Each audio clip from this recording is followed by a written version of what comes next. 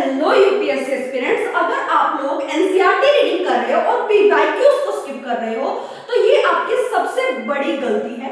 आप लोग एक पावरफुल वेपन को मिस कर दे रहे हो। आज हम लोग क्लास 6 से 10 की पॉलिटी के MCQs, prelims questions and mains questions की प्रैक्टिस करने वाले हैं। विद ईयर मैं आप लोगों को पीवाईक्यूज दिखाने वाली हूँ, ये कैसे कैसे क्वेश्चंस पूछे जाते हैं। और बिलीव मी, जब आप आज इस लेक्चर को कंप्लीट करोगे तो आप लोग जोड़ पाओगे कि यूपीएससी, सोच पाओगे इस चीज को कि यूपीएससी कैसे क्वेश्चंस को पूछता है। आप लोग यूपीएससी के पैटर्न को समझ पाओगे। तो आज का लेक्चर आपके लिए बिल्कुल बूस्ट देने वाला है आपकी तैयारी को। तो आज बिल्कुल तैयारी के साथ बैठना, आराम से बैठना। जो मोस्ट इंपोर्टेंट टॉपिक्स जो यूपीएससी पूछता है, आज हम लोग क्लास 6 से 10 के एनसीईआरटी से कवर करेंगे। तो सबसे पहला जो टॉपिक आता है, सबसे पावरफुल जो टॉपिक है वो है डेमोक्रेसी। क्या है? डेमोक्रेसी। डेमोक्रेसी का मीनिंग क्या है? एनसीईआरटी क्या बताती है? डेमोक्रेसी का मीनिंग है बाय द गवर्नमेंट, यानी कि डेमोक्रेसी का मीनिंग है लोगों की सरकार होगी। लोकतंत्र यानी कि जनता की सरकार है, प्रजातंत्र है। क्या है? प्रजातंत्र है, बाय द गवर्नमेंट। लेकिन यूपीएससी क्या पूछता है? आपको प्रीलिम्स 2017 का क्वेश्चन बताते हैं, which is not the feature of democracy, which is not the feature of democracy। ये प्रीलिम्स 2017 में क्वेश्चन आया हुआ है। ऑप्शंस मैं आप लोग को बता रही हूँ, आप आंसर दीजिए कमेंट सेक्शन में। कमेंट सेक्शन में क्या आंसर दोगे आप लोग कि सबसे पहला ऑप्शन है फ्री एंड फेयर इलेक्शन। सबसे पहला ऑप्शन है फ्री एंड फेयर इलेक्शन, और सेकंड ऑप्शन है यूनिवर्सल एडल्ट फ्रेंचाइज, और थर्ड ऑप्शन है कि rule by one people, rule by one person without accountability, और फोर्थ है respect our rights, respect our fundamental rights. तो अभी के अभी कमेंट सेक्शन में बताइए इसका आंसर क्या है। जल्दी से आंसर मैं आपको बाद में बताऊंगी जब ये चैप्टर फिनिश हो जाए। क्या आप लोगों को पता चला? एनसीईआरटी हमें बताती है डेमोक्रेसी क्या है, और यूपीएससी पूछता है कि डेमोक्रेसी का कौन सा फीचर नहीं है। तो यहाँ पर memory is not the concept, memory नहीं चलती, यहाँ पर चलता है कॉन्सेप्ट, एनालाइजेशन। एनालाइज करो कि इसमें क्या क्या चीजें आप लोग ऐड कर सकते हो। तो हम लोग चलते हैं डेमोक्रेसी के चैप्टर। डेमोक्रेसी बोलता है कि लोकतंत्र है, और लोकतंत्र सबसे फेवरेट माना जाता है, लोकतंत्र सबसे पसंदीदा तंत्र माना जाता है, जहां पर लोगों की बातें सुनी जाती है, लोगों के बारे में सोचा जाता है। जो सरकार होती है वो जनता के प्रति जो होती है वो अकाउंटेबल होती है, जवाबदेह होती है। जब आप डेमोक्रेसी को डिफाइन करते हो तो मेन चीजें क्या आती हैं कि आप लोग, अगर कोई एक लोकतांत्रिक देश है तो सबसे पहले उन सभी को, जितनी भी जनता है, उनको वोट देने का अधिकार होना चाहिए, मत देने का अधिकार होना चाहिए। तो यहाँ पर हम लोग एक पॉइंट लिख सकते हैं कि डेमोक्रेसी का एक फीचर है यूनिवर्सल एडल्ट फ्रेंचाइज। क्या है? यूनिवर्सल एडल्ट फ्रेंचाइज, सार्वभौमिक व्यस्त मताधिकार। ठीक है, जिसमें क्या बोलता है? One person one vote one value. क्या बोलता है? One person one vote one value. या तो कोई गरीब व्यक्ति है या फिर कोई सबसे बड़ा अमीर व्यक्ति है पूरे देश का, तो उन जब वोट डालने जाते हैं तो वो समान वोट मानी जाती है, चाहे वो अमीर ने डाली हो चाहे वो गरीब ने। इसी को बोलते हैं यूनिवर्सल एडल्ट फ्रेंचाइज, सार्वभौमिक व्यस्त मताधिकार। अगर आपको ये कॉन्सेप्ट समझ आया तो अब आते हैं सेकंड कॉन्सेप्ट पर कि डेमोक्रेसी का और क्या फीचर है। डेमोक्रेसी का फीचर है भाई सभी को वोट देने का अधिकार तो दे दिया, लेकिन उसके बाद हम लोग देखते हैं वोटिंग कराएगा कौन? वोटिंग कैसे होगी? वोटिंग होगी free and fair elections. Voting कैसे होगी? Free and fair elections. तो डेमोक्रेसी का सेकंड पार्ट आता है, डेमोक्रेसी का सेकंड फीचर आता है कि फ्री एंड फेयर इलेक्शंस होने चाहिए, उनमें चॉइसेस होनी चाहिए। क्या होनी चाहिए? चॉइसेस होनी चाहिए। हमारे पास बहुत सारी पार्टीज होनी चाहिए जिनको हम लोग चुन पाए कि भाई ये हमारे लिए अच्छी है, हम इसको चुनना चाहते हैं। ऐसा ना हो कि दो ही पार्टी है जिनमें से एक तो बहुत पावरफुल और दूसरी उसको वोट मिलते ही नहीं। ये आप लोग को मैंने पढ़ाया था, अगर आप लोग नहीं पढ़ पा रहे हो ध्यान से सुनना। हमारी क्लास 6 से लेकर 10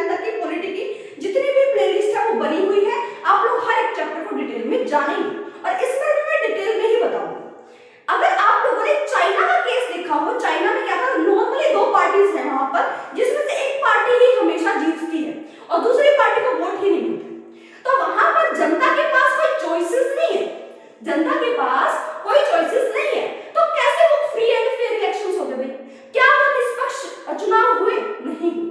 क्या वो निष्पक्ष चुनाव हुए? बिल्कुल भी नहीं हुए। क्या पता हम लोग उस पार्टी को चुनना ही नहीं चाहते जो अभी रूलिंग पार्टी है, नहीं चुनना चाहते, तो हमारे पास कोई चॉइसेस ऑप्शंस भी तो होने चाहिए। लाइक इंडिया, अगर हम हमारे भारत देश की बात करते हैं, आप लोग बताइए कमेंट सेक्शन में कि कितनी पार्टीज हैं, कितनी पार्टीज अभी हमारे देश में है, और कितनी बड़ी बड़ी पार्टीज जो आप लोग को याद आ रही है, आप लोगों ने नाम सुना है, कौन कौन सी? सबसे बड़ी कौन सी है? कांग्रेस। कौन है? Congress, INC, Indian national Congress. अब वो पहले क्या थे? रूलिंग में थी। पहले क्या थे? रूलिंग में थे। अब सबसे बड़ी अपोजिशन पार्टी कौन है? आईएनसी, यानी कि इंडियन नेशनल कांग्रेस। लेकिन अगर मैं हमारी अभी एट द करंट में अगर मैं बात करूं, अब कौन है? अब है हमारे पास बीजेपी, यानी कि भारतीय जनता पार्टी। कौन है? भारतीय जनता पार्टी। अब मैं आप लोग को बताना चाह रही हूं, उसके बाद में बहुजन समाज पार्टी है, उसके बाद अगर मैं बात करती हूँ आम आदमी पार्टी। कौन सी है? आम आदमी पार्टी। अब मैं आप लोग को बताने की क्या कोशिश कर रही हूँ, अभी रील्स में चल भी रहा है कि राघव चड्ढा जी ने आम आदमी पार्टी को छोड़ दिया है और किसको अपना लिया है भाई? बीजेपी के साथ हाथ मिला लिया है। तो ये ट्रेंडिंग्स में जो रील्स चल रही है, जो आपके इसमें आ रही है, तो इसको आप लोगों को इग्नोर करना है। कौन कैसे जा रहा है, क्या कर रहा है, जो आपके काम का उसको ग्रैब करना है कि पॉलिटिकल रीजंस क्या क्या है, कैसे कैसे ये चीजें हो सकती हैं। तो ये बात आप लोग को याद रखनी है कि हमारे इंडिया में बहुत सारी चॉइसेस है। लेकिन अगर मैं बात करूं कि मैंने आप लोगों को बताया कि फ्री एंड फेयर इलेक्शंस कैसे होंगे, मैंने आप लोगों को बता चुकी हूं। लेकिन मैंने आपको बात की थी यूनिवर्सल एडल्ट फ्रेंचाइज के सार्वभौमिक व्यस्क मताधिकार की। अब बहुत सारे देशों में क्या था कि वहां पर वोट देने का अधिकार नहीं था। कुछ तो गरीबों को वोट देने का अधिकार नहीं था, कुछ नीची जातियों को वोट देने का अधिकार नहीं था, कई वुमेन्स को वोट देने का अधिकार नहीं था। समझ रहे हो? तो हमारे यहाँ पर क्या है? यूनिवर्सल एडल्ट फ्रेंचाइज, सार्वभौमिक व्यस्क मताधिकार, सभी पर्सन का एक ही वोट माना जाएगा। लेकिन संघर्ष जब हम लोग कर रहे थे, वहां पर वुमेन्स को और पुअर जो नीचे कास्ट के लोग हैं उनको वोट देने का अधिकार नहीं। और अभी भी बहुत सारे देशों में ऐसा था, अभी कुछ सालों पहले भी, कि भी वहां पर वोट डालने का अधिकार नहीं था। अब मुझे कहीं 1928 में वोट डालने का अधिकार मिला। अब वो किस पार्टी को मिला, अब किस देश में किस चीज को मिला, ये आप लोग कमेंट सेक्शन में मुझे बताएंगे। और साथ ही साथ आप लोग नाम भी बताएंगे कि वो कौन सा ऐसा कंट्री है, कौन सा ऐसा देश है जिसमें क्या हो रहा है कि वोटिंग का क्या हो रहा है भाई, भेदभाव हो रहा है। कैसे? अगर मैं आपको बताऊं कि अगर हमारे देश में अंबानी जी वोट कर रहे हैं और हमारे देश में बिल्कुल गरीब इंसान व्यक्ति वोट दे रहे हैं, तो अंबानी जी की वोट की वैल्यू ज्यादा हो गई, अंबानी जी की वोट की वैल्यू ज्यादा हो गई, उस गरीब इंसान की वोट की वैल्यू कम है। ये किस देश में ऐसा है? मैंने उदाहरण दिया, हमारे देश में नहीं है ऐसा। लेकिन अब मैं आपसे पूछ रही हूँ कौन सा कंट्री है जिसमें ये भेदभाव हो रहा है कि 1 पर्सन 1 वोट 1 वैल्यू का कॉन्सेप्ट वहां पर नहीं चल रहा, यानी कि उसमें वोट का क्या हो रहा है भाई, वोट किसी की ज्यादा मानी जा रही है, किसी की कम मानी जा रही है। ये बात आप लोगों को बतानी। क्या ये बातें क्लियर हुई? डेमोक्रेसी में एक चीज आती है, अगर लोकतंत्र देश है, अगर लोकतंत्र देश है, मैं आप लोगों से अभी क्वेश्चन पूछा मैंने, which of the following is not a feature of democracy? बेटा जी आप लोग बिल्कुल खोल के दे सकते हैं, यूट्यूब पे जाइए, कहीं पर भी जाइए, गूगल पे जाइए, सर्च करना कि ये क्वेश्चन 2017 का है या नहीं। अगर आपको लगता है नहीं है, बिल्कुल तुरंत निकल जाओ। समझ रहे हो? मैं आपको बिल्कुल रियल चीजें मैं आप लोग को यहाँ पर दिखाने वाली हूँ। मैं आपसे पूछती हूँ, rule by one people, rule by one person without accountability. एक इंसान रूल करता है पूरे देश पर विदाउट अकाउंटेबिलिटी, उसकी कोई जवाबदेही नहीं है जनता के प्रति। क्या वो एक डेमोक्रेसी का फीचर हो सकता है? हाँ या ना? बताइए मुझे। क्या हमारे देश में एक ही इंसान रूल कर रहा है? बताइए मुझे। क्या उस इंसान जो भी रूल कर रहा है, क्या उसकी कोई जवाबदेही नहीं है जनता के प्रति? बताइए आप मुझे, कमेंट सेक्शन में जरूर बताइए। और ये किस चीज का फीचर है? एग्जांपल दे देती हूँ आपको, ऑप्शन इसमें भी दे देती हूँ, डेमोक्रेसी, डिक्टेटरशिप। डेमोक्रेसी और डिक्टेटरशिप आपको बताना है किसका एग्जांपल है। ठीक है, ये आप लोगों ने आज देखा। अब मैं आप लोगों को डेमोक्रेसी के ऊपर कुछ चीजें और बताने वाली हूँ, ध्यान से सुनो। कुछ लोग जो है वो डेमोक्रेसी को मानते हैं बड़ा अच्छा, भाई लोगों को जो है बातें करने का टाइम दिया जाता है, यानी वाद विवाद करने का, जब भी कोई कानून बनता है, निर्णय लिया जाता है, तो बैठकें बैठती हैं, पार्लियामेंट में, संसद में बहस होती है, डिबेट्स होती है, ताकि वो अच्छे से जनता के लिए फैसला लिया जा सके। नियम बनते हैं तभी भी डिबेट्स होती हैं। और अगर किसी पॉलिटिकल इंडिविजुअल ने या फिर कोई बहुत बड़ी पार्टी ने हम पर दबाव डाला, तो उसके लिए भी हमारे पास जुडिशरी है जो उसको रोकेगी। तो यहाँ पर डेमोक्रेसी जो है जनता को ये पावर देती है कि कोई भी अगर वो लगता है कि ये पार्टी हमारे लिए अच्छा काम नहीं कर रही है, तो उनके पास इतना बड़ा वेपन है कि वो अपनी वोट से, अपने मत से उसको गद्दी से उतार सकते हैं, और दूसरे को जो वो चाहता है कि ये अच्छा काम करे तो उसको बिठा भी सकते हैं। इतनी जनता में पावर है। तो लोकतंत्र का मतलब ही ये है, लोगों के लिए जो सरकार लोगों के लिए, जनता के लिए चुनी गई है, वो सरकार जनता के लिए ही काम करेगी। अगर वो करप्ट है, अगर वो ऐसी चीजें हैं, तो यहां पर क्या होगा, उसको उतार दिया जाएगा। गद्दी से कौन उतार देगी? जनता ही वहां पर उतार देगी। क्या इतनी बातें क्लियर हुई आप लोगों को? अब मैं आप लोगों को, मैं ना स्कूल में पढ़ाती हूँ, अब उसमें एक चैप्टर भी क्या है, 2 बुक्स लगनी चाहिए थी, पार्ट 1 और पार्ट 2 सोशल साइंस, ठीक है। वहां पर 7 चैप्टर ऑलरेडी है, 7 से 8 चैप्टर ऑलरेडी है, लेकिन जो पार्ट 2 है वो क्या किया, सुप्रीम कोर्ट ने उसको क्या कर दिया, बैन कर। क्या कर दिया? बैन कर दिया। उसको रोक लगा दी कि भाई ये एनसीईआरटी जो है वो बच्चों के पास नहीं जाएगी, पब्लिश नहीं होगी, स्कूलों के पास नहीं जाएगी। इसका क्या रीजन था, मैं आपको बताती हूँ। रीजन ये था कि उन्होंने क्या बता दिया कि जुडिशरी जो है, जुडिशरी में कैसे करप्शन होता है, कैसे जो पावरफुल पार्टी है उनके पक्ष में निर्णय लिया जाता है, डिसीजन लिए जाते हैं, इसके बारे में वो चैप्टर था, जिसकी वजह से सुप्रीम कोर्ट ने उस पर क्या लगा दिया, बैन लगा दिया। तो मैं आपको इन सब चीजों के बारे में भी बताऊंगी, तो आप लोग ध्यान से इस चैप्टर को सुनते चलना। और एक करंट अफेयर का क्वेश्चन हो गया आप लोग का कि सुप्रीम कोर्ट ने एनसीईआरटी के, जो एनसीईआरटी बुक ली थी उन्होंने बनाई थी, उस पर क्या लगा दिया, बैन लगा दिया। तो ये सारी चीजें मैं आप लोग को तुरंत बताने वाली हूँ, तो करंट अफेयर के साथ जोड़ते हैं ना। UPSC not a book reading, not a NCERT reading, with analyse and with current affairs and with examples. आप लोगों को ये सारी चीजें करनी है। अब अगर मैं बात बताऊं कि डेमोक्रेसी गुड क्यों नहीं है, अगर मैं उसके अपोजिट बात करती हूँ कि डेमोक्रेसी अच्छी क्यों नहीं है, अगर कुछ लोग बोलेंगे लोकतंत्र अच्छा नहीं है, मैं बता रही हूँ, हर 5 साल बाद हमारे देश में इलेक्शंस होते हैं।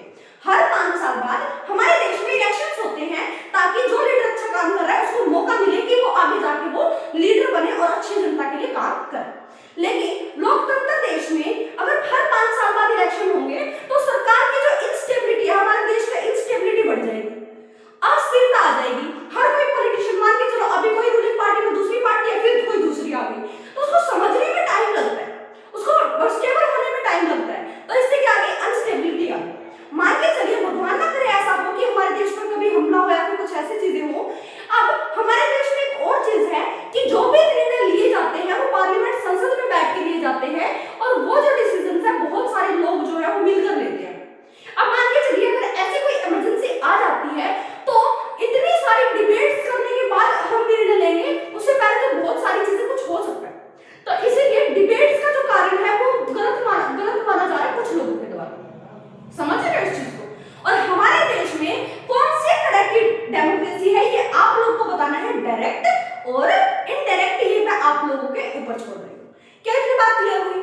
आफ्टर 5 ईयर, हाँ जी, अगर जनता को कोई पॉलिटिकल पार्टी ने, कोई कुछ रूलिंग पार्टी ने क्या किया, पार्लियामेंट में, संसद ने कैसा कानून बना दिया जो जनता को पसंद नहीं आया, तो जनता क्या कर सकती है, वो रैलीज निकाल सकती है, वो प्रोटेस्ट कर सकती है, कैंपेन कर सकती है, ताकि वो बता सके कि हम लोग नाराज हैं, ये हमारे अधिकारों का हनन कर रहे हैं। वो सुप्रीम कोर्ट में जा सकते हैं, जिससे सरकार को पता चलेगा, गवर्नमेंट को पता चलेगा शायद हमने कोई गलती कर दी। अगर उनको लगता है कि गलती कर दी, तो उसको वापस भी कर लेना पड़ेगा, वो जो लॉ है वो वापस लेना पड़ेगा, रूल है वो वापस करना पड़ेगा। तो यहाँ पर क्या है, जो गवर्नमेंट है वो अकाउंटेबल है किसके लिए, पीपल्स, यानी कि लोगों के लिए, जनता के लिए। क्या इतनी बात क्लियर हुई? पक्का? हाँ जी, अब आगे बढ़ते हैं। अब नेक्स्ट टॉपिक आता है, सबसे बेस्ट टॉपिक आता है पावर शेयरिंग। क्या आता है? Power sharing. अब मैंने आपको स्टार्टिंग में क्वेश्चन पूछा, नहीं, पावर शेयरिंग से पहले मैं आपको एक क्वेश्चन कराती हूँ, ध्यान से सुनना, बिल्कुल आराम से, ठीक है, बिल्कुल ध्यान से सुनना। अब मैं आप लोगों को मेंस का एक क्वेश्चन कराने वाली हूँ, जो कि 2017 का है। आप लोग देख सकते हैं, आप लोग जाके इंटरनेट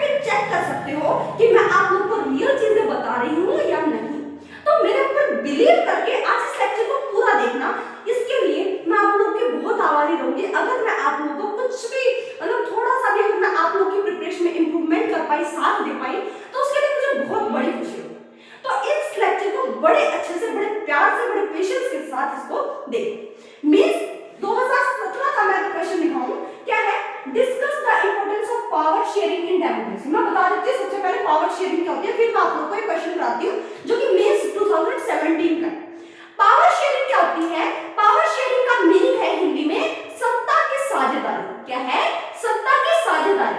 जब अलग अलग लोगों के बीच में सत्ता को बांट दिया जाता है, सत्ता की साझेदारी यानी कि शक्तियों का जो बंटवारा किया जाता है, उसी को बोलते हैं पावर शेयरिंग। क्या बोलते हैं? Power sharing. मैंने आप लोगों को क्लास 10 कुछ 3-4 दिनों पहले मैंने आपको चैप्टर कराया था क्लास 10 का पावर शेयरिंग, जिसमें हमने दो केस स्टडी देखी। एक था हमारे पास बेल्जियम का केस स्टडी और दूसरा था हमारे पास श्रीलंका का केस स्टडी। उनमें लैंग्वेजेस के आधार पर कुछ जो है कॉम्प्लिकेशन आई, कुछ दिक्कतें आई। दोनों देशों ने अलग-अलग तरीके से उस मामले को सुलझाया। लेकिन हुआ क्या?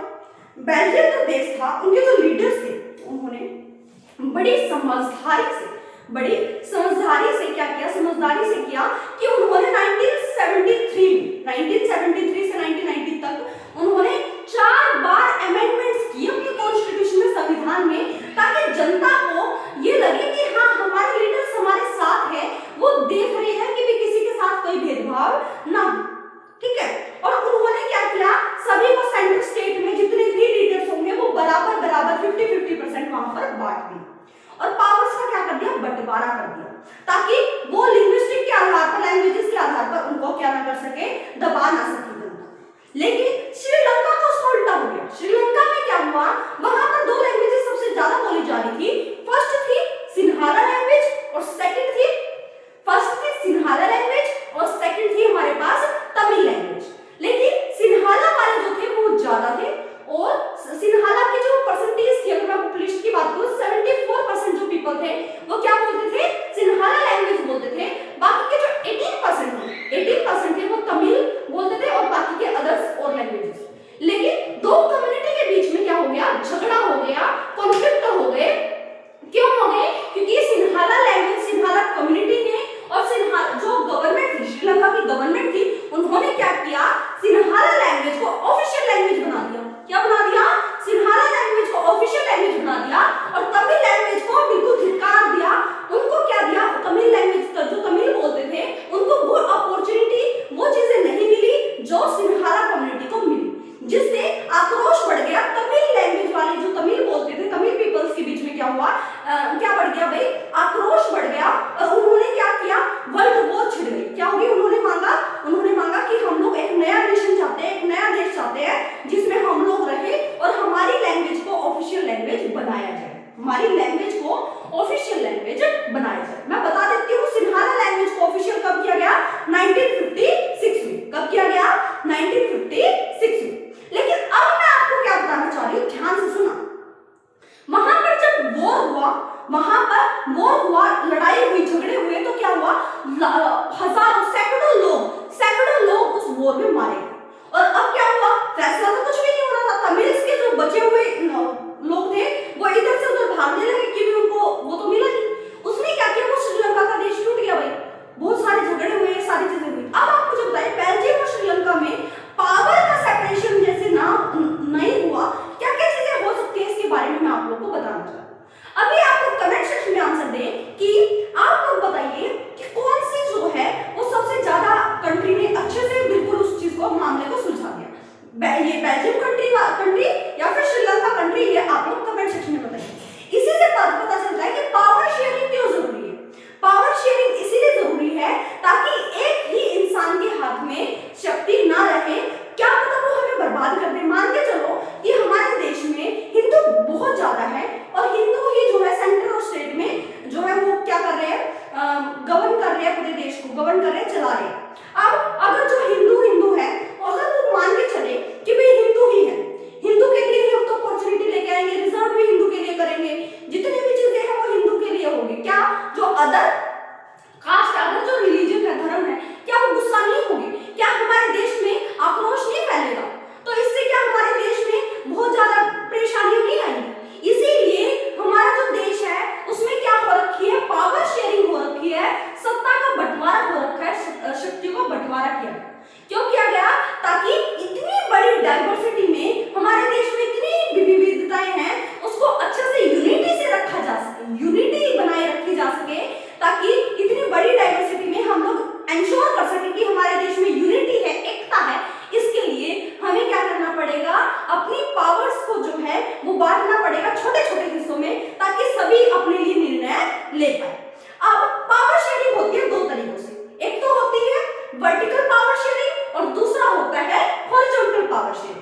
Vertical power sharing, horizontal power sharing.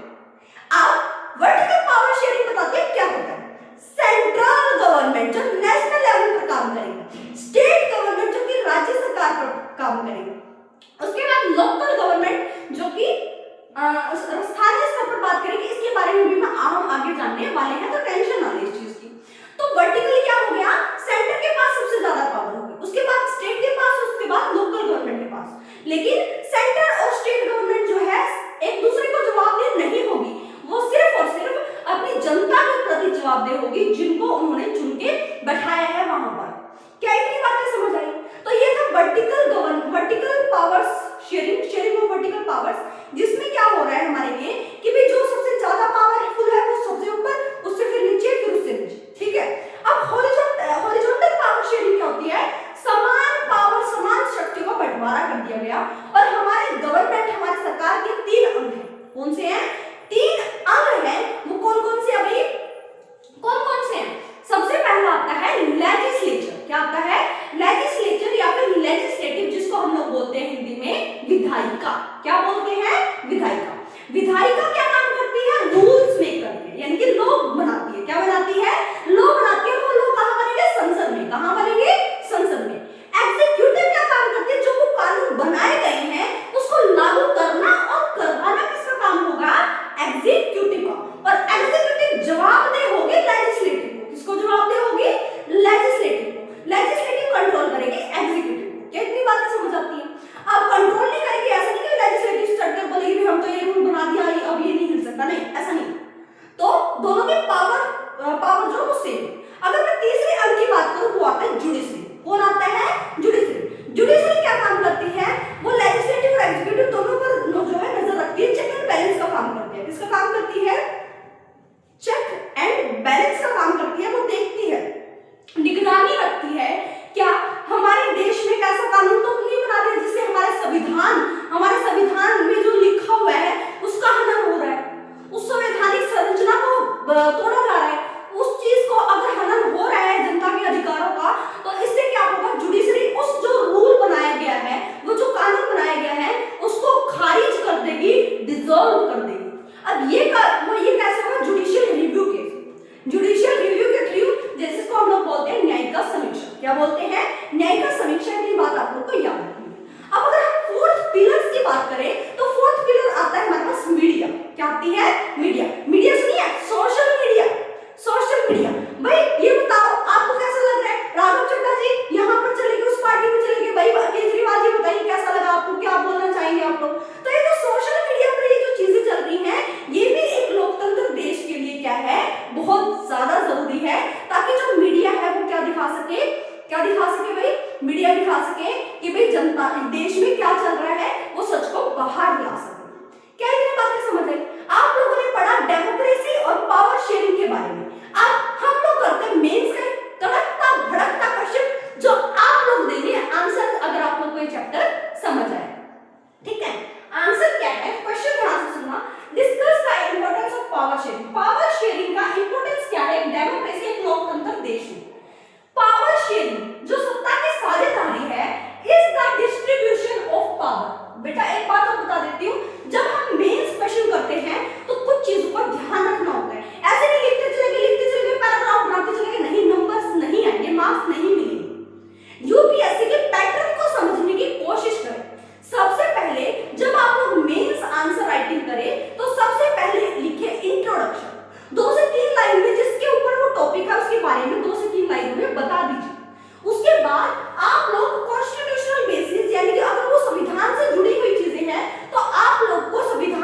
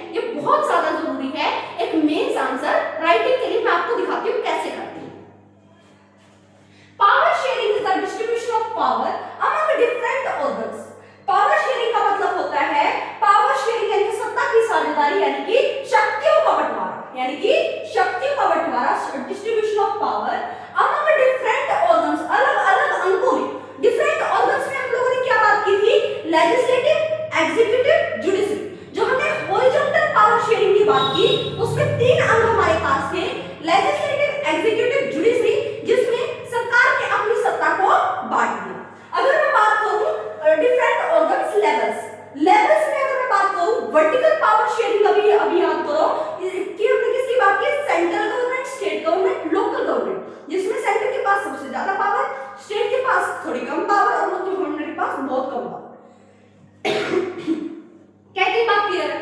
अगर आपको इतनी बात क्लियर होगी तो इतनी लाइंस आपको क्लियर हुई होगी। Power sharing is the distribution of power among different organs, levels and social groups. Social groups में भी बहुत सारे हिस्सों में समाज के जो कार्य करता है उनके बीच में भी पावर्स का क्या कर दिया, डिस्ट्रीब्यूशन कर दिया, ताकि वो क्या कर सके, टू प्रिवेंट, बचा सके, प्रिवेंट बचा सके कंसंट्रेशन ऑफ अथॉरिटी, ताकि एक ही इंसान के पास वो सारी की सारी अथॉरिटी, वो सारी की सारी पावर ना रहे। क्या इतनी बात समझ आई? इसीलिए हम एक व्यक्ति के पास सारी की सारी पावर नहीं छोड़ते, हर किसी को पावर्स देंगे, कुछ अंग को पावर देंगे, ताकि अगर वो गलत काम करता है तो वो जो पावर्स है वो उसके ऊपर सवाल उठा सके। उनके पास इतनी पावर होनी चाहिए ना कि वो उस पर सवाल उठा सके, तुमने ऐसा क्यों किया। ठीक है, तो पावर शेयरिंग की डेफिनेशन आप लोगों को समझ आ जानी चाहिए। इंट्रोडक्शन कैसे लिखोगे वो समझ आ जाना चाहिए कि power sharing is the distribution of power among different organs, levels and social groups to prevent concentration of authority. और सबसे पहले मैं बात बता रही हूँ दोनों चीजों के लिए, दोनों एस्पिरेंट्स के लिए, जो हिंदी में पढ़ रहे हैं उनके लिए भी और जो इंग्लिश में पढ़ रहे हैं उनके लिए भी। तो ध्यान से रिलैक्स होकर इस चीज को सुनते जाए। अगर आपको ना समझ आए तो आप लोग कमेंट सेक्शन में बोल दीजिए कि मैम हमें ये चीजें समझ नहीं आई, दोबारा समझा दीजिए। ओके, हाँ जी, तो हमने इंट्रोडक्शन पढ़ लिया, उसके बाद आता है कॉन्स्टिट्यूशनल बेसिक। आर्टिकल 14 जो कि इक्वालिटी बिफोर लॉ की बात करता है, यानी कि कानून के समक्ष सभी क्या है, इक्वल है, समान है। जो आर्टिकल 14 बोलता है यही तो है, पावर शेयर कर देना, ताकि किसी एक के पास इतनी पावर ना रहे कि वो किसी छोटे तबके को दबाने की कोशिश करे, प्रेशराइज करे। इसीलिए कानून के समान सब इक्वल है, चाहे वो प्रधानमंत्री हो और चाहे वो एक गरीब व्यक्ति हो। अगर किसी व्यक्ति ने खून कर दिया तो उसको भी सजा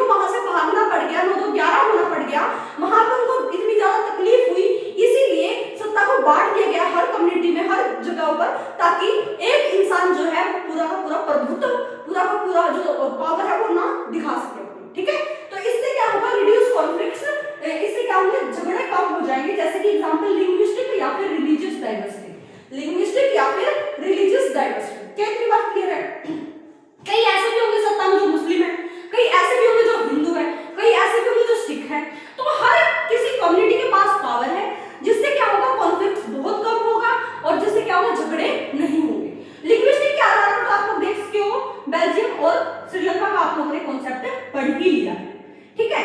अब अगर मैं बात करती हूँ चेक मिसयूज ऑफ पावर, यानी कि चेक किया जाता है कि पावर का मिसयूज तो नहीं हो रहा, शक्तियों का दुरुपयोग तो नहीं हो रहा, इसीलिए पावर शेयरिंग की जाती है, ताकि अगर कोई एक ऑर्गन, एक अंग, एक व्यक्ति ऐसा कोई कार्य कर दे जिससे पावर शक्तियों का मिसयूज हुआ है, दुरुपयोग हुआ है, तो उसको चेक करने के लिए हमारी जुडिशरी आगे आ सके, क्या आ सके, हमारी जुडिशरी न्यायपालिका आगे आ सके। तो जुडिशरी का काम क्या है, चेक एंड बैलेंस का काम है। किसका काम है, चेक एंड बैलेंस का काम है, ये बात भी आप लोगों को याद रखनी है।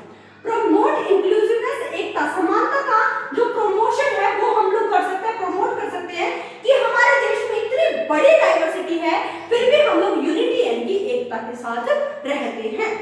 उसके बाद आता है इंप्रूव गवर्नेंस एफिशिएंसी, जिससे क्या होगा कि जो काम करना, जो गवर्नेंस होती है, जो सरकार काम करती है, उसका जो कार्य करने का तरीका है उसमें क्या हो जाएगी, एफिशिएंसी में इंप्रूवमेंट होगी, बढ़ोतरी होगी, ये बात आप लोगों को याद रखनी है। अगर मैं इसका एग्जांपल देती हूँ, अभी रूल कर रही कौन सी पार्टी है, बीजेपी, कौन सी पार्टी है, बीजेपी, लेकिन अब जो आईएनसी है, इंडियन नेशनल कांग्रेस है, वो जनता को आईना दिखा रही है, देखो ये जो रूलिंग पार्टी गलत कर रही है, ये काम गलत किया, वो काम गलत किया, जिससे क्या हो रहा है, गवर्नमेंट में गवर्नेंस जो हम चला रहे हैं पूरे देश को, उसमें इंप्रूवमेंट आ रही है, क्या आ रही है, इंप्रूवमेंट आ रही है। और जो अपोजिशन का जो सारी चीजें हैं, ये भी एक लोकतांत्रिक देश का ही एक क्या है, फीचर है, क्या है, फीचर है, ये बात आप लोगों को याद रखनी है। उसके बाद अगर हम करंट अफेयर्स से लिंक करते हैं तो increasing role of cooperation federalism, इससे क्या होगा कि भी कोऑपरेशन फेडरलिज्म का जो है वो बढ़ जाएगा। सहकारी संघवाद, क्या है, सहकारी संघवाद, ठीक है, इससे ये सब चीजें बढ़ जाएगी कि जो है गवर्नमेंट जो है एक दूसरे को मिलकर काम करेगी, किसी से चिढ़ेगी नहीं कि भी इसके साथ ज्यादा पावर है, ये होता है सभी के पास, लेकिन वो एक साथ बिल्कुल आराम से काम करते हैं।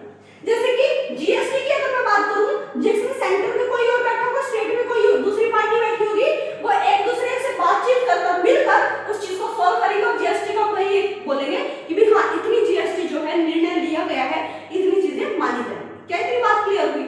उसके बाद अगर मैं बात करती हूँ debates on centralisation versus state authority, इनसे क्या होगा, डिबेट जो सेंट्रल और स्टेट के बीच में जो डिबेट्स होती है, वाद विवाद होते हैं, उससे हमारी गवर्नमेंट का जो इंप्रूवमेंट है वही होगा, हमारी जनता के लिए अच्छा ही कार्य वो करे। अगर कोई गलत कर रहा है, दूसरा दिखा रहा है जनता को भी ये गलत किया, तो वो डर डर में अच्छी चीजें ही करेंगे आपके लिए।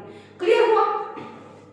उसके बाद कंक्लूजन क्या है भाई, power sharing is the backbone, power sharing एक रीढ़ की हड्डी है, इसकी पावर शेयरिंग यानी शक्तियों का जो साझेदारी, शक्तियों का जो बंटवारा किया है, वो एक बैकबोन है, रीढ़ की हड्डी है ऑफ अ स्टेबल, ताकि एक स्थिर कंट्री रह सके, इंक्लूसिव डेमोक्रेसी, एक लोकतांत्रिक देश रह सके, उसके लिए पावर शेयरिंग जरूरी है। मैं आपने इतना अच्छा सा क्वेश्चन हमें करा दिया, अच्छे मार्क्स से करा दिया, अब मैं आप लोगों को बिल्कुल थोड़ा सा पॉज देती हूँ, और जब हम नेक्स्ट टॉपिक पर चलने वाले हैं, वो है सबसे बड़ा फेवरेट, यूपीएससी का जो सबसे फेवरेट टॉपिक आता है, ठीक है, जिससे 30% अगर आप उस टॉपिक को कर लेते हो, 30% जो सिलेबस है वो कवर हो जाता है, वो है फेडरलिज्म। क्या है?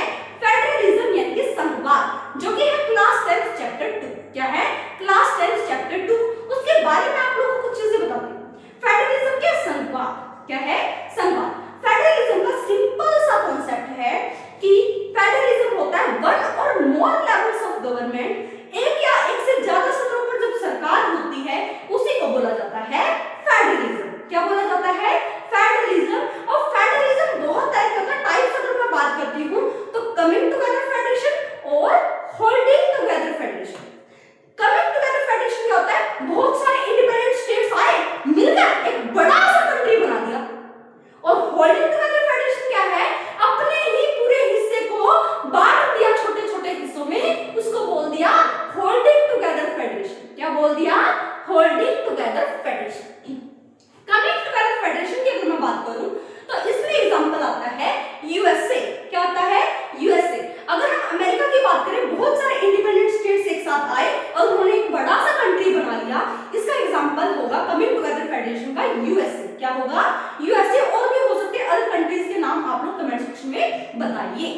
उसके बाद अगर मैं आप लोग को चलूं तो वो आता है holding together federation. Holding together federation क्या है? अपने ही पूरे देश को छोटे छोटे हिस्सों में बांट दिया गया, अलग अलग लेवल्स बना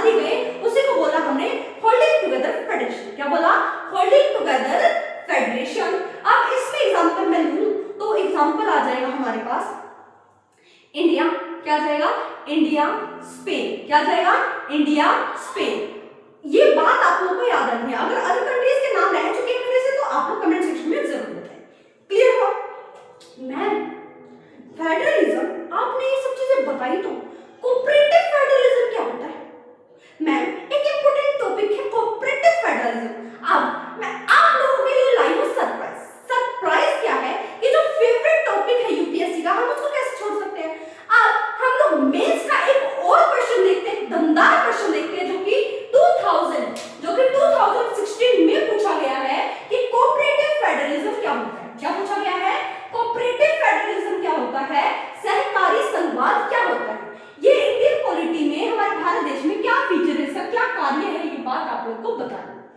इंट्रोडक्शन की अगर मैं बात करती हूं तो सहकारी संघवाद वह व्यवस्था है, सहकारी संघवाद वह व्यवस्था है जिसमें केंद्र और राज्य जो सेंटर है और जो स्टेट है मिलकर कार्य करते हैं। भाई सेंट्रल और स्टेट गवर्नमेंट जो टुगेदर मिलकर कार्य करेंगी उसी को बोलते हैं सहकारी संघवाद यानी कि कोऑपरेटिव फेडरलिज्म, ताकि राष्ट्रीय विकास और एकता सुनिश्चित हो सके, ताकि हमारे देश में जब सेंटर और स्टेट मिलकर काम करेंगे तो हमारा देश भी विकसित होगा, हमारे देश का भी विकास होगा और एकता यूनिटी भी बनी रहेगी, उसी को बोलते हैं कोऑपरेटिव फेडरलिज्म यानी कि सहकारी संघवाद। मैम आपने ये तो बिल्कुल बड़ा अच्छा टॉपिक था, ये तो हो गया हमसे। अब हमने इंट्रोडक्शन देख लिया है तो अब हम चलते हैं सेकंड पॉइंट पर कि वो आता है फ्लो चार्ट। अगर मैं फ्लो चार्ट की मदद से आपको क्वेश्चन को कराऊं तो वो क्या होगा? अगर एक केंद्र प्लस राज्य, सेंटर और स्टेट अगर मिलकर काम करेंगी तो क्या होगा? सहयोग देगी अपना और उससे क्या होगा? नीति समन्वय होगा। भाई पॉलिसीज बनाई जाएंगी और पॉलिसी कब बनेगी? जब सेंटर और स्टेट एक साथ मिलेंगे। उसके बाद समावेशी विकास होगा। क्या होगा? समावेशी विकास होगा। एक साथ जो हमारा देश है वो आगे बढ़ेगा, उसका क्या होगा? डेवलपमेंट होगा और उससे हमारा एक मजबूत लोकतंत्र बनता है, यानी कि डेमोक्रेटिक जो कंट्री है वो बड़ा ही स्ट्रॉन्ग मजबूत हो जाता है। तो फ्लो चार्ट में आप लोग क्या बोलोगे? जब केंद्र और राज्य सरकार एक साथ मिलकर काम करती है तो क्या होगा? सहयोग होगा। क्या होगा? सहयोग होगा और उससे जब एक दूसरे मिलकर काम करेंगे तो ऐसी नीति पॉलिसीज बनाएंगे ताकि जनता का भला हो सके, और जब जनता का भला होगा, जनता का अच्छा करेंगे तो हमारा देश क्या बढ़ेगा? आगे बढ़ेगा, हमारे देश का समावेशी विकास होगा, उसके साथ साथ विकास होगा तो हमारा जो लोकतंत्र है, डेमोक्रेसी है, वो क्या हो जाएगा? मजबूत हो जाएगा। तो मैं हिंदी में इसलिए भी लिख के लेके आई थी ताकि हिंदी लैंग्वेज वाले बच्चे ये ना बोले मैम आपने तो झूठ बोला था, ये आपने हमारे बारे में तो कुछ सोचा ही नहीं, लेकिन मैं सभी के बारे में सोचती हूँ। तो ध्यान से इस लेक्चर को देखते हुए चले। उसके बाद कॉन्स्टिट्यूशनल बेसिस, कॉन्स्टिट्यूशनल बेसिस यानी कि संविधान में इसके बारे में क्या क्या चीजें लिखी हुई है फेडरलिज्म के बारे में, ये बात आप लोग जान लें। अगर मैं आर्टिकल 246 की बात करती हूँ, इसमें सेपरेशन ऑफ पावर की बात की गई है। सेपरेशन ऑफ पावर हमने वर्टिकल देखा था भी, वर्टिकल क्या देखा? Centre, state, local. तो ये फेडरलिज्म में तो था, एक से ज्यादा सदनों पर सरकार बने, उसी को तो बोलते थे हम लोग फेडरलिज्म। ठीक है, तो पावर शेयरिंग जो सेपरेशन ऑफ पावर है वो आर्टिकल 246 हमारे संविधान में, हमारे कॉन्स्टिट्यूशन में दी गई। तो ये बात आप लोग को याद रखनी है। उसके बाद 7th शेड्यूल, 7th 7वीं अनुसूची की अगर मैं बात करूं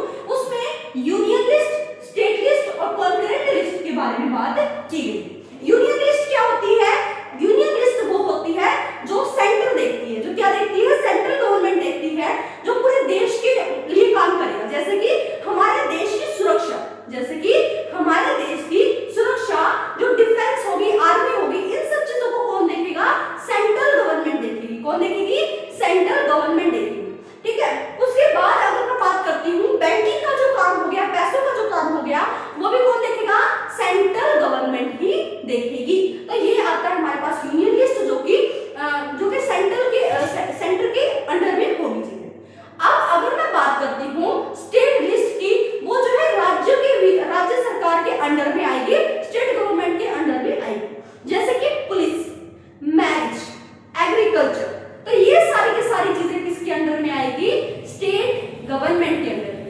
अब आता है कॉन्करेंट लिस्ट। क्या होती है? Concurrent list.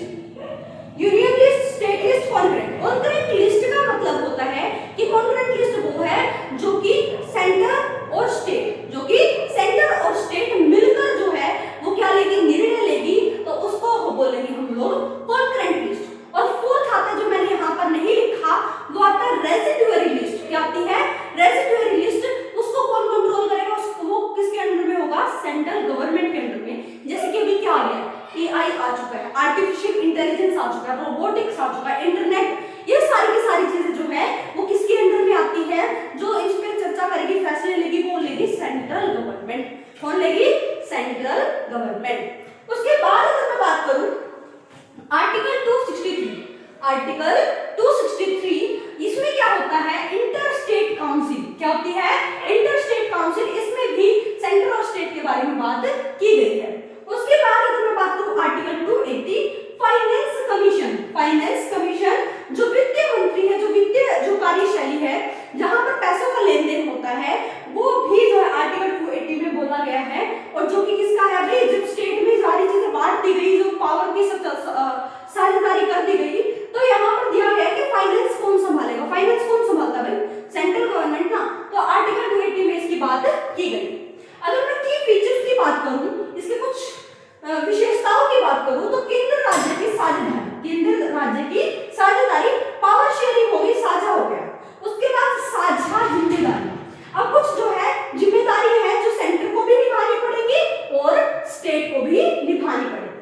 उसके बाद आता है वित्तीय आयोग। क्या आता है? वित्तीय सहयोग। इसमें है फाइनेंशियल, इसको बोलते हैं फाइनेंशियल, जो कि ये फीचर है हमारे फेडरेशन का।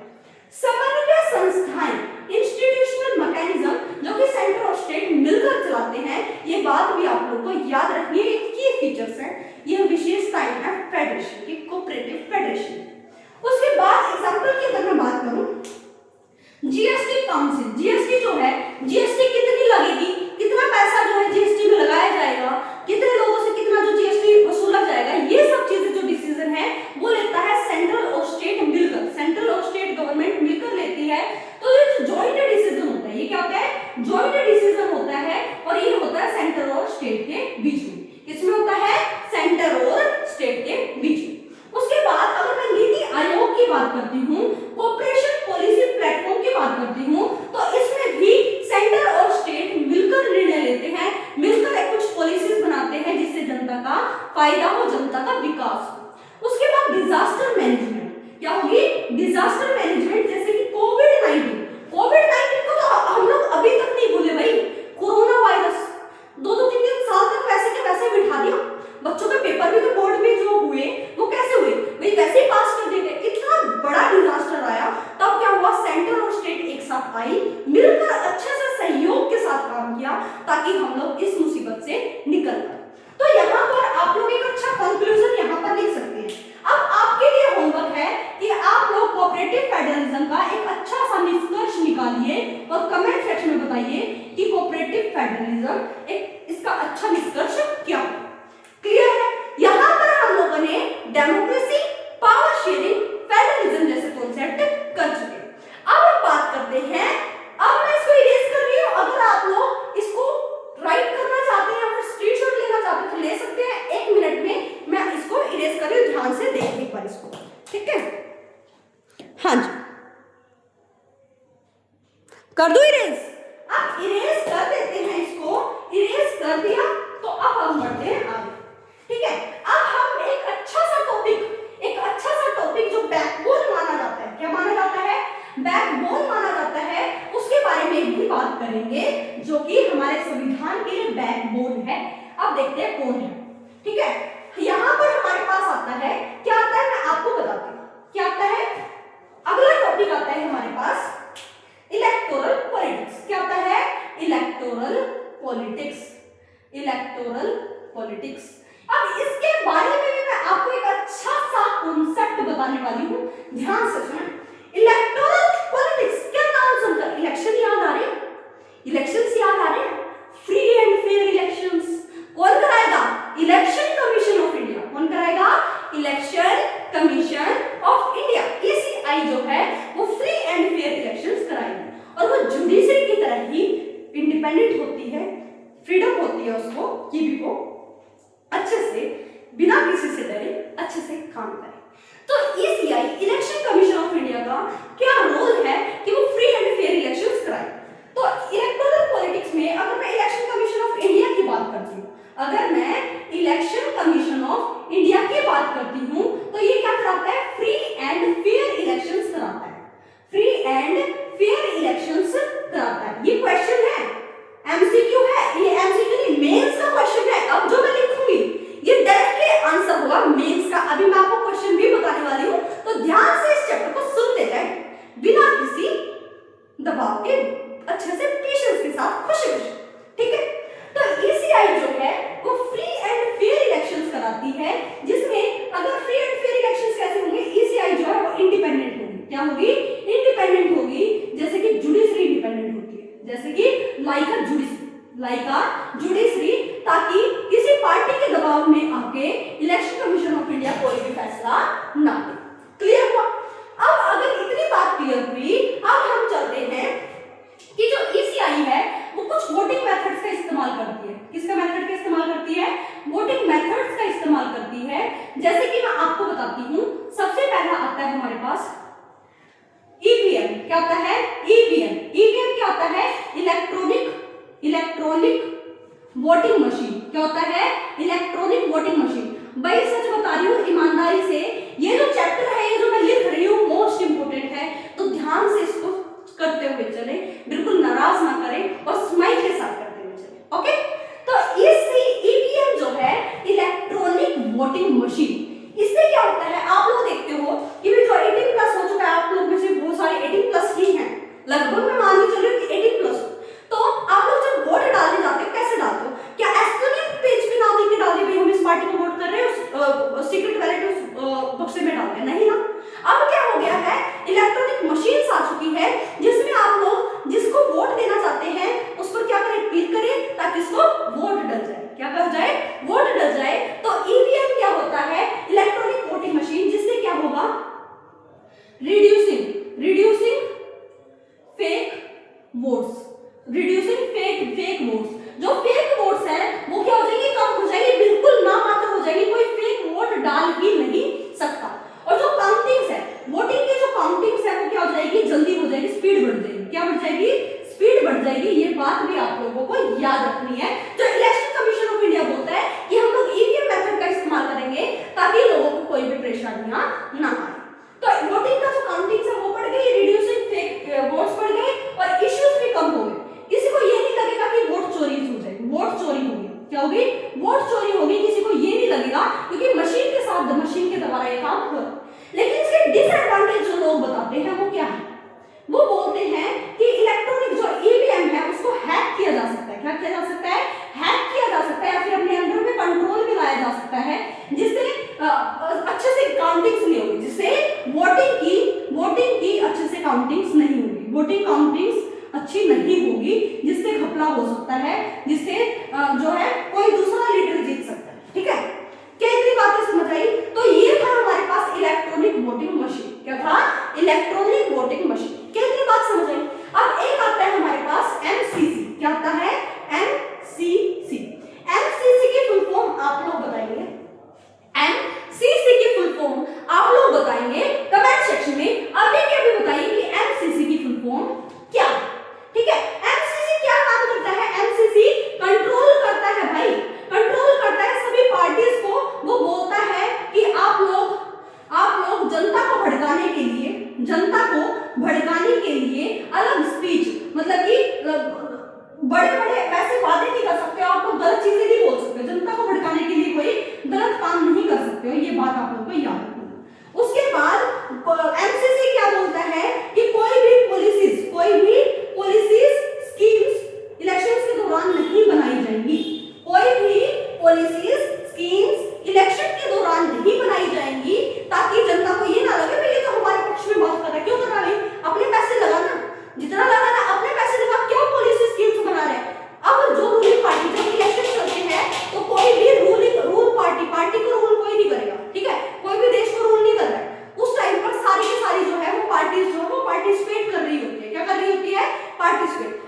जनता, वो जो गवर्नमेंट सरकार का पैसा है वो नहीं खर्च कर सकती, ये बात आप लोगों को याद रखनी है। तो एमसीसी ये बोलता है। और भी चीजें अगर आपको एमसीसी के बारे में पता है तो आप लोग कमेंट सेक्शन में जरूर बताएं, और एमसीसी की फुल फॉर्म इंपॉर्टेंट बहुत अच्छे से बताएं कि एमसीसी होता है क्या। इतनी बातें क्लियर हुई।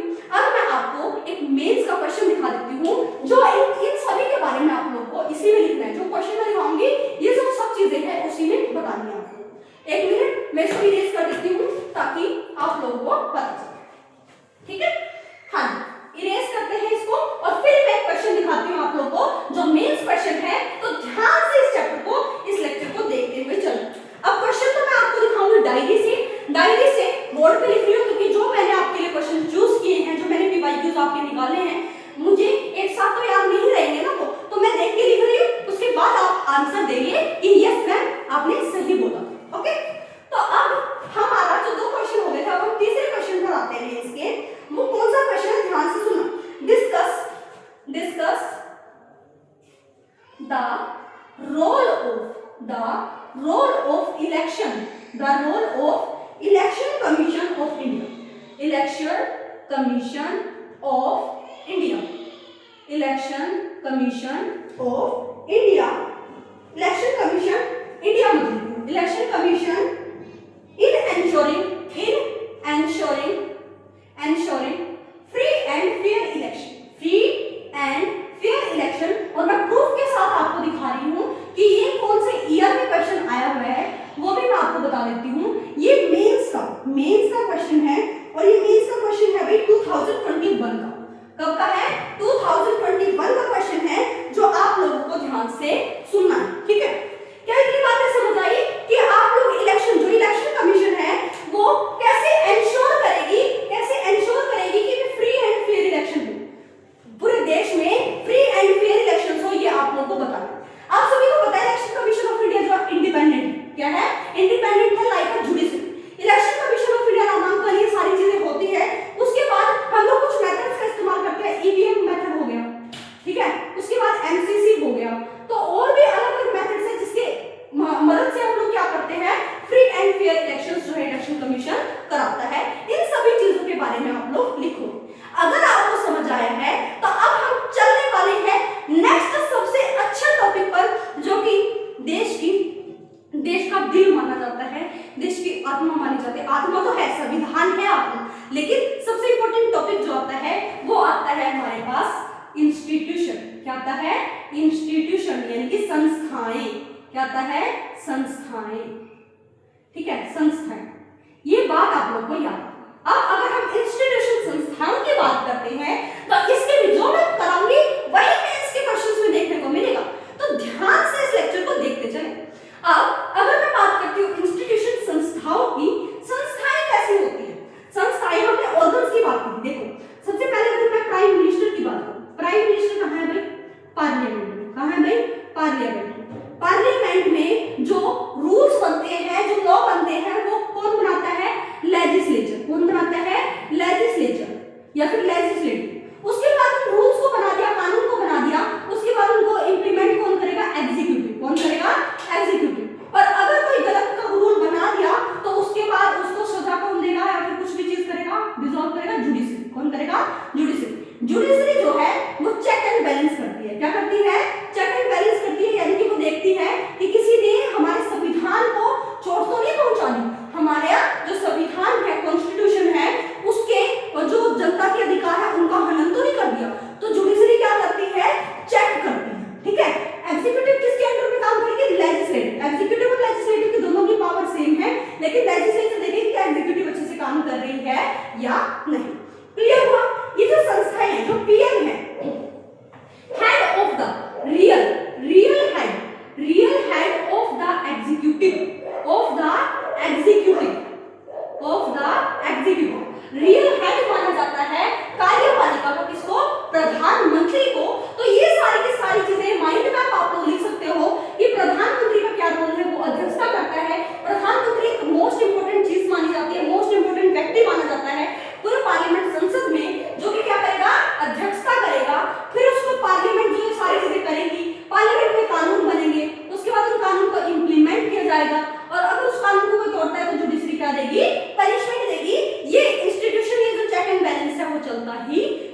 है।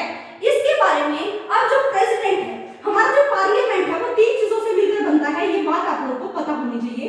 अभी न्यू एनसीईआरटी में भी कुछ चीजें हुई हैं ऐड, लेकिन पहले से ही वही चीजें जो पहले थी। पार्लियामेंट में सबसे पहला आता है प्रेसिडेंट। क्या आता है? प्रेसिडेंट। उसके बाद लोकसभा, उसके बाद राज्यसभा, उसके बाद राज्यसभा। इससे मिलकर बनता है हमारा पार्लियामेंट। क्या मिलकर बनता है? पार्लियामेंट। लोकसभा को हम लोग बोलते हैं लोअर चैम्बर। क्या बोलते हैं? लोअर चैम्बर या फिर हाउस, लोअर हाउस। और राज्यसभा को हम लोग बोलते हैं अपर हाउस। क्या बोलते हैं? Upper house. ठीक है, अपर हाउस, अपर चैम्बर। ठीक है, ये बात आप लोगों को याद रखनी है। इसी से हमारा क्या बनता है? पार्लियामेंट बनता है। क्लियर हुआ? प्रेसिडेंट भी पार्लियामेंट का हिस्सा होता है। अगर कोई रूल से, अगर कोई नियम को कानून बनाना है, लॉ बनाना है, एक बिल होता है। जब वो बिल सभी से पास आउट हो जाए, प्रेसिडेंट के साइन हो जाए, तब वो कानून में कन्वर्ट हो जाता है, कानून बन जाता है। तो उसमें साइन किसके होंगे? President of India. किसके होंगे? प्रेसिडेंट ऑफ इंडिया के। इनके बारे में आप लोग को जानना है। क्या इंस्टीट्यूशन के बारे में हर चीजें आप लोग को पता चली? अब मैं आपको एक मेंस का एक अच्छा सा क्वेश्चन दिखाती हूँ, जिससे आपको पता चलेगा यस मैम, ये तो बड़ी अच्छी बात है, ये तो हमें बहुत अच्छे से पता चली। मैं आपको एक मेंस क्वेश्चन दिखाती हूँ जो कि इससे ही रिलेट करता है। ठीक है, एक सेकंड भाई, ज्यादा टाइम नहीं लगेगा इरेज करने में। आप लोग स्माइल करते हुए करते जाइए भाई, बोर मत होना। ठीक है, पेशेंस के साथ इस लेक्चर को देखना है आपको। अब एक क्वेश्चन मैं आपका लिख रही हूँ, ध्यान से सुनना, ध्यान से सुनना बेटा। हाँ जी, क्वेश्चन है parliament power to amend the constitution, to amend the constitution. The constitution is limited, constitution is limited discuss. क्या करना है? डिस्कस करना है। और ये मेंस का क्वेश्चन है। ये क्या है?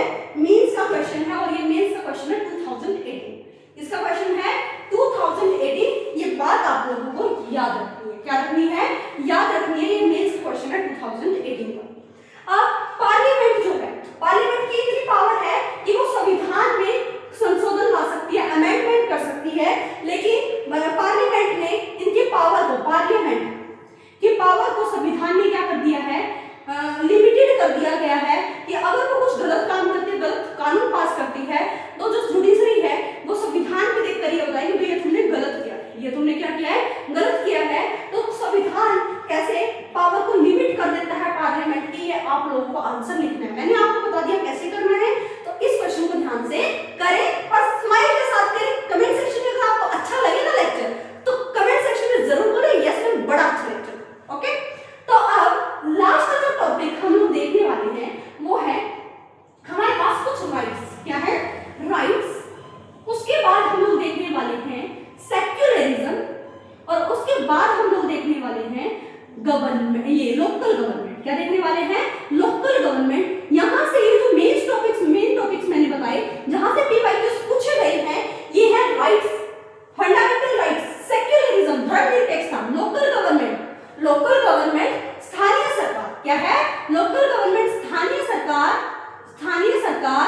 उसके बाद सेक्युलरिज्म, निरपेक्षता।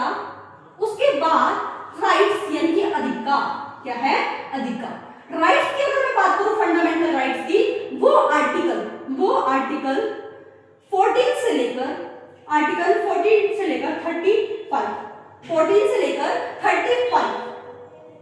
ये बताता है आप लोगों को कि कहां पर क्या चीजें होंगी। ठीक है, और ये आता है पार्ट 3 पर। किस पर आता है? पार्ट 3 पर, जो कि हमारे अधिकारों की रक्षा करता है। क्या करता है? हमारे अधिकारों की रक्षा करता है। अगर मैं आर्टिकल 14 to 18 की बात करूं, तो वो बात करता है राइट टू इक्वालिटी, समानता का अधिकार देता है। क्या देता है? समानता का अधिकार देता है। और इक्वालिटी वाला जो चैप्टर क्लास 7 का, उसमें आपको आर्टिकल 15 जो बोलता है वो मुझे बताइए कि आर्टिकल 15 क्या बोलता है, कमेंट सेक्शन में जरूर बताइए। आर्टिकल 15 जिसके बेसिस पर डिस्क्रिमिनेशन नहीं कर सकता, ये बात आप लोग को बता दी। उसके बाद आता है आर्टिकल 19 to 22, ये है राइट टू। आर्टिकल 19, पहले आर्टिकल 19 बता देती हूँ, ये है राइट ऑफ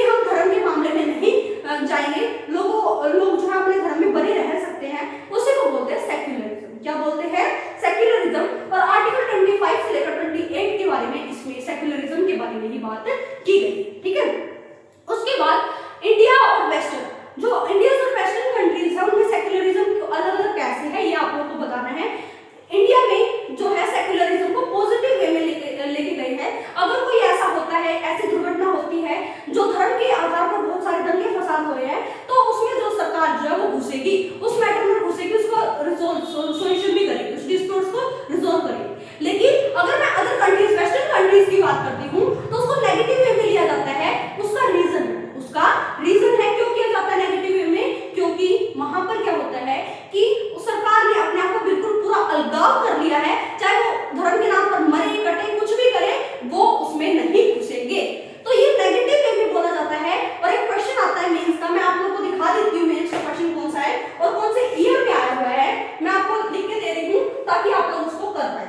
ये आप लोगों के लिए होमवर्क रहेगा, मैं आपको समझा रही हूँ, आप लोग इनको होमवर्क ले रहे हो और बिल्कुल दिल से इन क्वेश्चन को करना। होमवर्क क्या है मैं आप लोगों को बता देती हूँ भाई क्या है, दिखा भी देती हूँ, ठीक है, दिखा भी देती हूँ कि कौन सा क्वेश्चन है। क्वेश्चन है भाई हाउ डज इंडियन सेक्युलरिज्म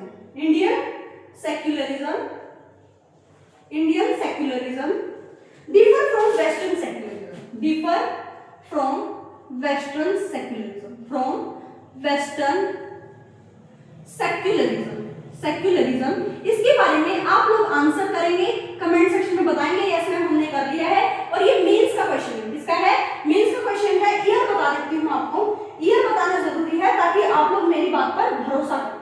2016 किस कब का है, 2016 का एक क्वेश्चन है। ये आप लोग को बताना है कि इंडिया जो सेक्युलरिज्म है, भारत का जो धर्मनिरपेक्ष है और वेस्टर्न अदर कंट्रीज का जो सेक्युलरिज्म है वो कैसे एक दूसरे से अलग है, ठीक है। अब आती है हमारी लास्ट क्वेश्चन की, लोकल गवर्नमेंट। किसकी? Local government. लोकल गवर्नमेंट को 3 टायर्स में जोड़ा गया। 3 टायर्स कौन कौन से हैं? Village level, block level, district level.